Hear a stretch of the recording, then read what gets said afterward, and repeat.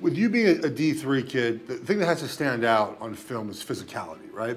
And it definitely shows in watching your film. You're not going to even get a chance to sniff the NFL unless you're physical. So you're the left guard here, and you're going to have a double team. And explain your thought process here as you double team and go up to 41 here and just obliterate 41. The mindset going into this play, we're backside, so we're going to call a queen block here. And I kind of noticed the tackle kind of has initially pre-snap, he's going to have a hard time reaching it. So I want to make sure I can still get that play side step, and then backside foot goes through the crotch. But he plays back a little bit or is late off the ball, but I can still give a chip because the linebacker didn't come down quick enough.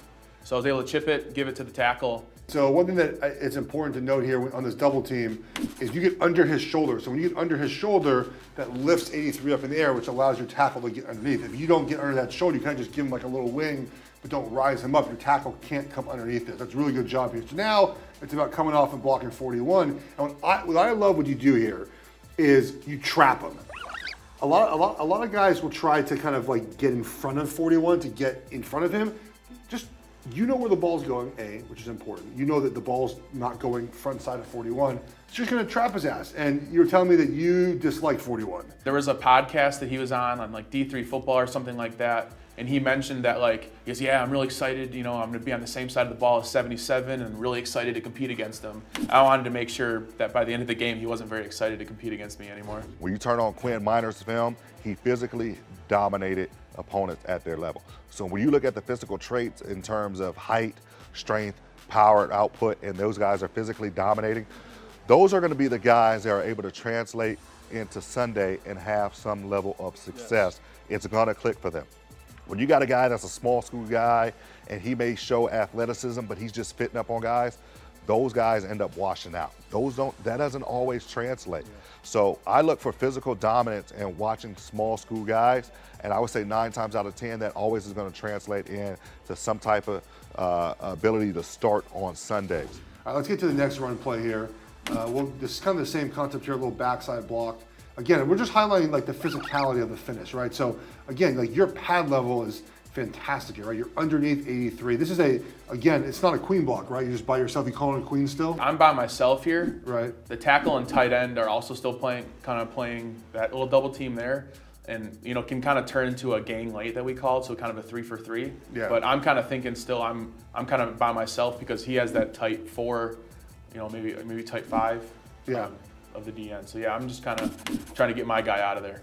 What are you worried about as far as like what's your concern with what 83 could do to you that might you know be tough for you to block him? My biggest concern is always kind of crossing the face, and you can kind of see a little bit late in the block. You kind of see his helmet gets a little bit, but now it's like, all right, well, he kind of crossed a little bit, so now it's finish long and get him out of the pile late, which is, you know, you got to finish the block. Yeah, a term that I was taught is you take him further than he wants to go. You see that you do get a little bit short. Initially, you're good where you're at. You get a little bit short, and he ends up kind of right there, right? He plays the hole, but your ability to push him by the hole, the back should have just kind of stayed there. I know the backside DN didn't take the fake from the quarterback, but the finish here is what's important, right? This finish and getting him out of the way. He's not near the play at all. And even if you look at some of my other teammates, we're finishing as well. That's a huge emphasis. No guys on the pile, trying to keep guys covered up. Even your wide receiver down here is fighting there. Yeah, our wide receivers are great at blocking. So here, you said your favorite play is what an offensive line coach of mine called God's play. It's power. This is single back power, one back power here. You're going to pull. You're going to call this a what pull? We did a shuffle pull. Shuffle pull, okay. What do you think as you're pulling around here? So as I'm pulling, I'm looking for people to, whether if they're getting their face crossed and they're getting penetration, then my job is we call it a double bump technique. So that's where I do the same foot, same shoulder, and try to get that defender back onto the... Right there, boom. So now, our tight end and our tackle, so 55 and I believe 80, so Kyle Gannon and Jared Zausch, give them a little shout out. So they're kicking butt, and I kind of see a little bit of a mess, a little bit of a mosh pit, and so we call that a wreck. So I just kind of run through there because I know we're trying to win the A gap. So boom, let's go right there.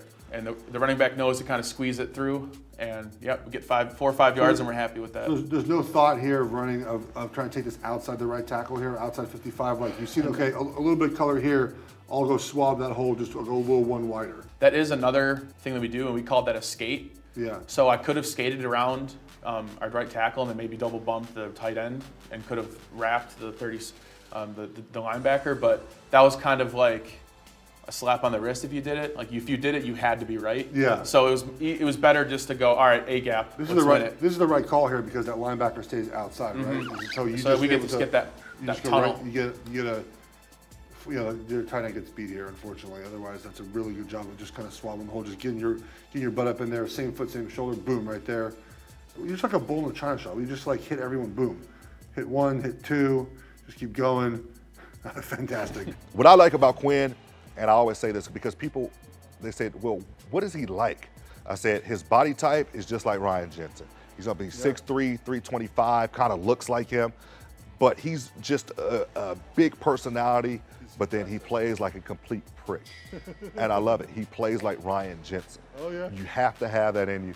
So Quinn is really fun to be around. He lights up the room, his laugh, and he's got some, he's really eclectic in a lot of ways. So it's really cool to be around. Let's watch a pass play here.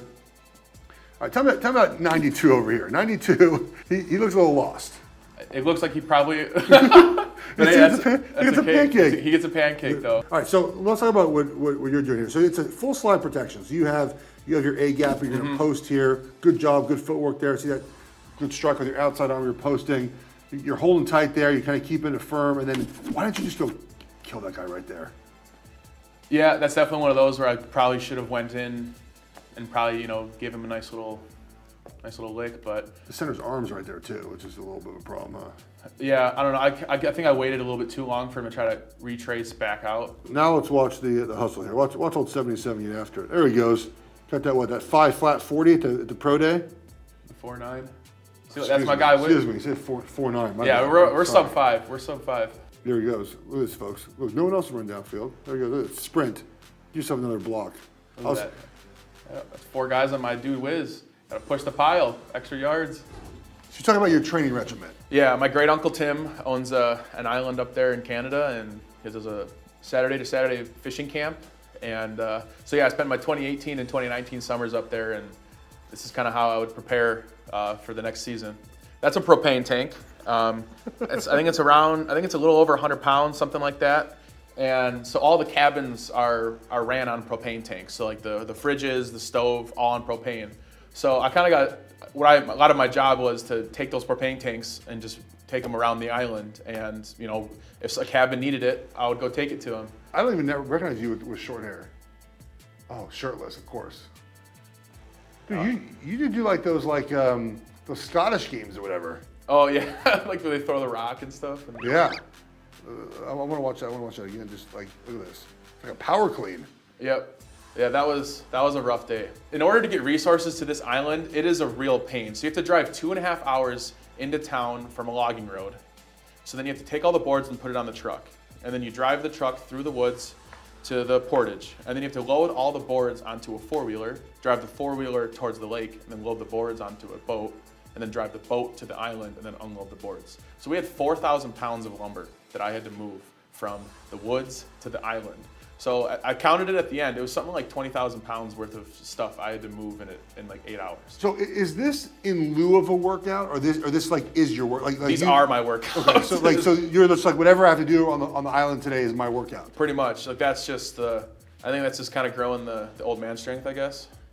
Honestly, chopping wood's really fun, to be honest. What did having to train like this teach you about yourself? It's another one of those moments where it taught me that, how motivated I am inside to just work harder than anybody else. Let's see this little water, it's a little rocky scene right here. Look at this. Here we go. Dun dun dun. Dun dun dun. Look at that little.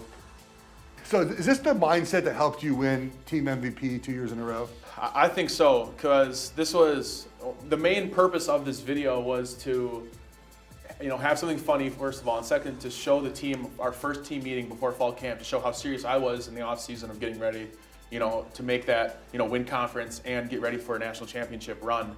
And yeah, so I think when people saw this, they laughed and like, wow, this guy was really up there in the middle of the woods. Nobody was watching. It could have been really easy to not do anything, but I'm working really hard.